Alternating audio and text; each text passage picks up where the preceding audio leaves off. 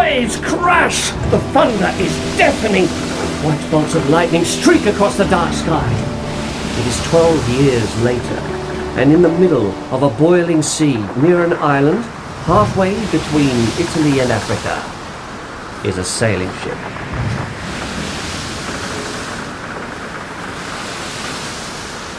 On board that boat, tossed from side to side as if hurled by a giant, are many terrified souls. The captain, trying to control his boat, screams to the sailors, "Down with the topmast!" But it is to no avail. Battered by freezing waves, clinging to whatever they can, every soul on board begs for deliverance.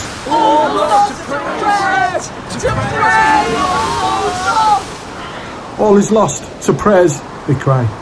To prayers, all is lost, reply their brothers and sisters, and all kneel, hands clasped tightly together, praying to be saved.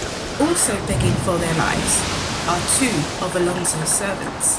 He's drunken butler, Stefano, and he's just Trinculo.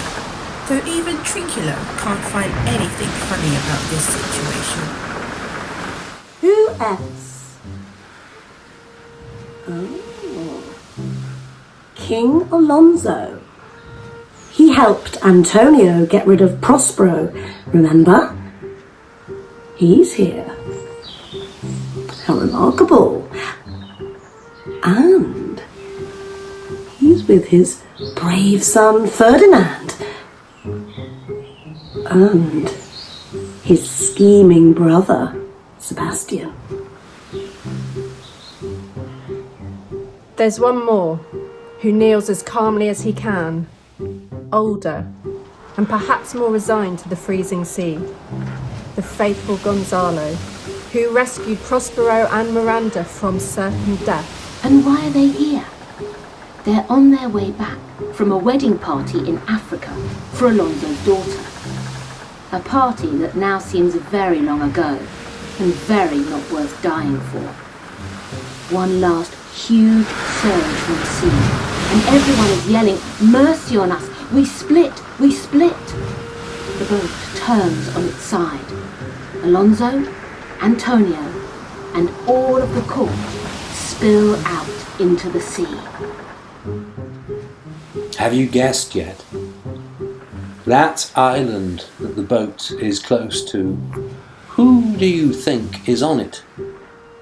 And if you had to say whether this storm, no, not just a storm, but a tempest, if you had to say whether this tempest was natural or magical, what would you say?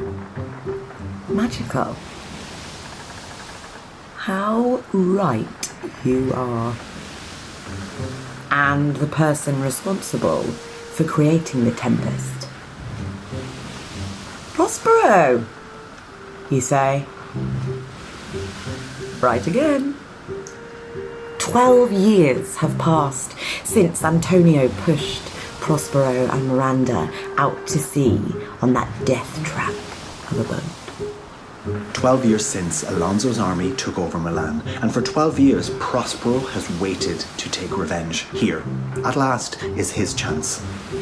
Side by side, Prospero and Miranda stand, watching the tempest, watching the sailing ship turn onto its side.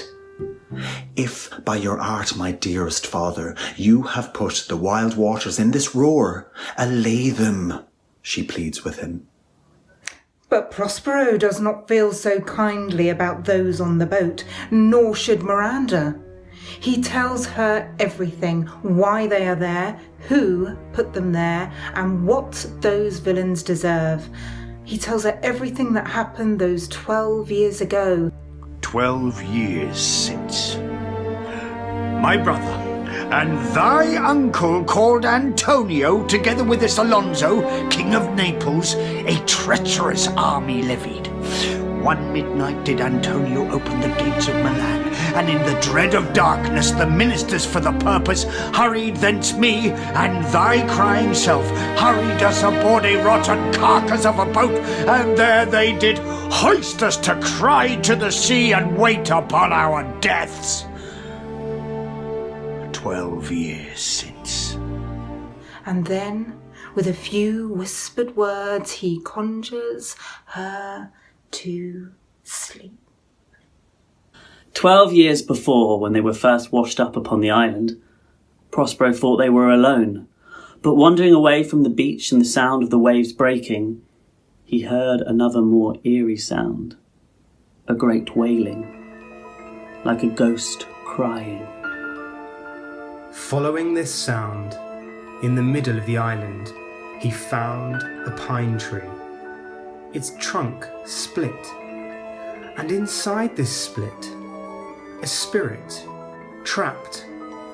In exchange for setting it free, Prospero made this spirit, Ariel, his servant, bound to do his every magical bidding. And now, Ariel returns to Prospero's side, fresh from flying about the mast of the storm-stricken ship and watching as the pitiful humans weep and wail about their fate.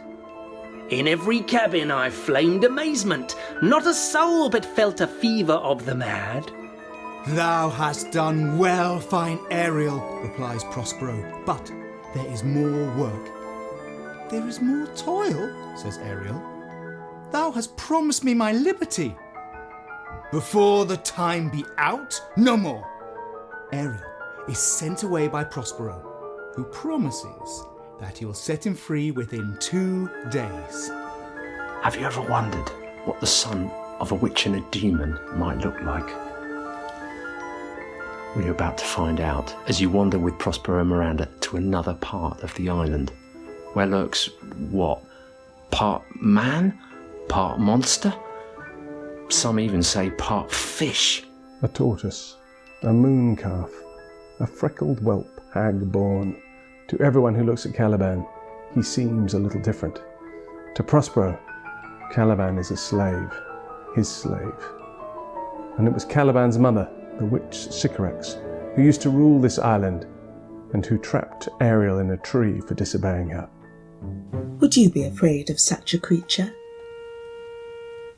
Like Miranda is? Well, it's true. Sometimes CALIBAN has been rough and even violent, and Miranda has seen this. But think about it for a moment. To whom did the island belong before Prospero arrived? That's right, CALIBAN. And who stole the island from CALIBAN? Yes, Prospero. Who would not then be a little angry? Hagseed, hence! Fetch us in some fuel and be quick, says Prospero. And CALIBAN leaves, grumbling. I must obey. His art is of such power. Floating just above the sand comes Ariel. Behind him, weary from swimming to shore. Who is it? Would you be surprised to learn that it is Prince Ferdinand, who has saved himself from the sea? Or is he King Ferdinand now? For the prince is sure that only he survived the wreck of the ship, and that his father is lying at the bottom of the ocean. Ariel leads him to Miranda, and the effect is startling. It's love at first sight. At the first sight, they have changed eyes, says Prospero. But worried that such love, unless it is tested, love will quickly fade, Prospero pretends to be angry with Ferdinand, accusing him. Thou hast put yourself upon this island as a spy to win it from me. Quickly, Prospero cast a spell to imprison Ferdinand. Ferdinand submitted to Prospero's power, hoping that in time he could win him over and marry Miranda. So, will Ferdinand win the hand of the fair Miranda? What work is it that Prospero has sent Ariel to do? And what has happened to King Alonso and the rest of the passengers who were on board the ship? Find out in the next exciting episode of The Tempest.